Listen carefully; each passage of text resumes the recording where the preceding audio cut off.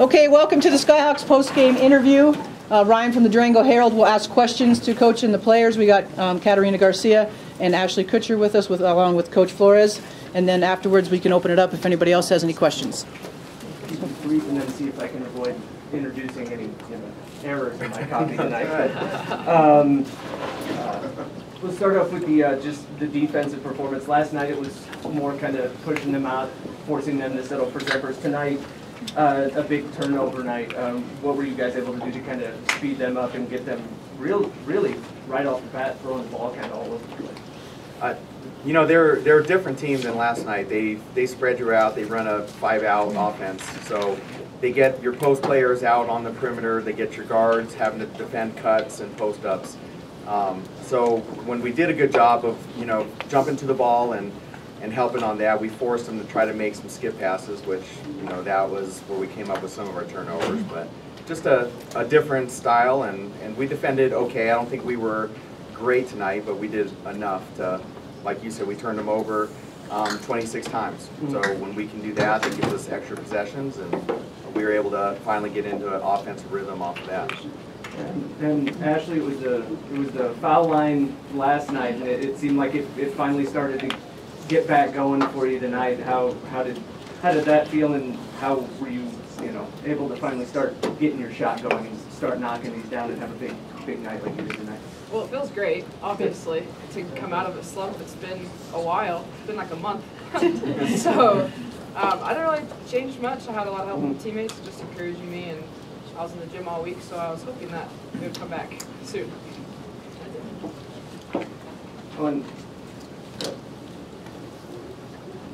Kat, how about the way you guys were able to share the ball tonight? I know, Ashley, you had 7 assists, you had 7 assists, Alex had 7 assists. I mean, it seemed like you guys as the key guards were just kind of really facilitating everything as you kind of expect yourselves to. It's fun to share the ball. I think that's the best part. When I give the ball to Ashley and she hits a 3, you're going to see a smile straight across my face all the way back down the court.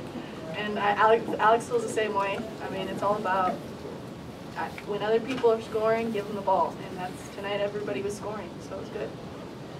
And Jason, how important was it to kind of build the big halftime lead and kind of get out a little bit early in this game and avoid kind of a letdown after a big win over one of the league's top teams yesterday? It was important. And we talked about it as soon as we got to the locker room last night. We talked about it this morning. We talked about it pregame. We talked about it.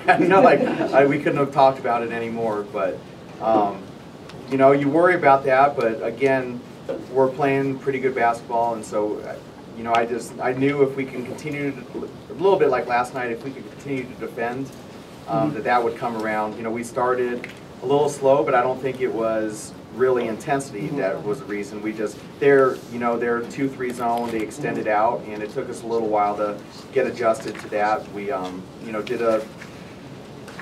a little adjustment, and they took that, and we ended up getting a lot of great shots because of that. And Kat, the obvious, how did it feel finishing up at home here? And obviously you hope to have one more RMAC tournament game here, but regardless, to finish up at home on senior night with a quality performance. Well, I hope we get another home game. We better get another home game. But it feels good. It's sad, it's bittersweet.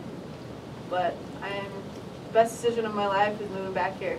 And it's good to finish playing in front of a group of people that I love. And I started playing here, and I'm glad to be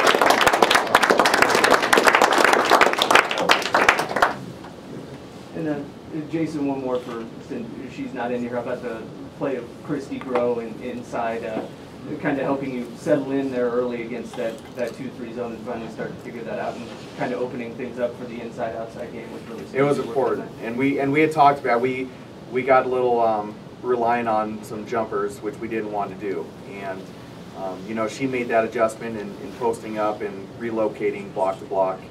And we did a good job for that stretch. We found her on those, and that was important because I think that, got us some easy buckets instead of having to, sometimes you get tight if you're just missing jumper after jumper.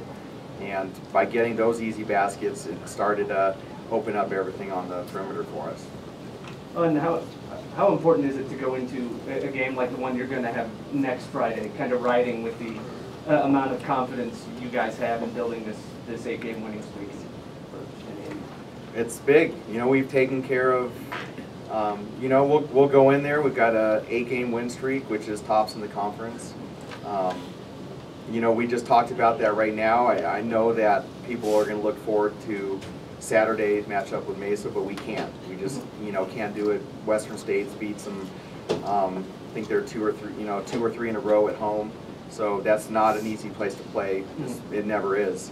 And you know, all of our focus will go into that game on Friday, and then we'll turn around and, you know, worry about Mesa on Saturday. Thanks, guys. Yeah.